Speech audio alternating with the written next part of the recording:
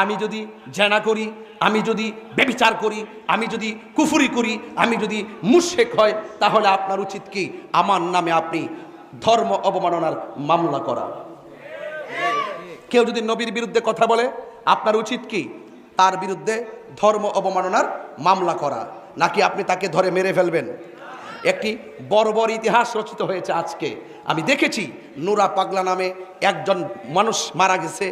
যদি তার জীবনে অন্যায় করে থাকে, তার জীবনে যদি শিরিক করে থাকে, তার জীবনে যদি ভণ্ডামি করে থাকে, তার জীবনে যদি কোনো ধরনের কুফরি করে থাকে, সরাসরি বহির্ভূত করে থাকে, সে যদি একদিন করে থাকে, এক মাস করে থাকে, আপনি মুসলমান হিসেবে দরকার ছিল বাংলাদেশের প্রচলিত আইনে তার বিরুদ্ধে ধর্ম অবমাননার মামলা করে তাকে গ্রেফতার করানোর কথা বলেন, ঠিক কিনা?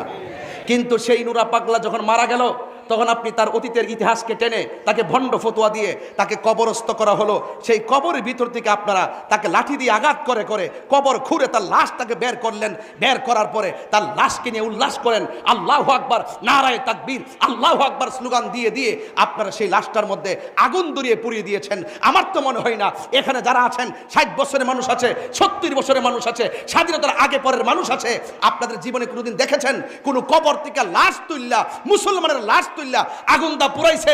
এমন ইতিহাস কি বাংলাদেশে হইছে? আমরা কি বাংলাদেশ দেখছি? আমরা কি দেখছি?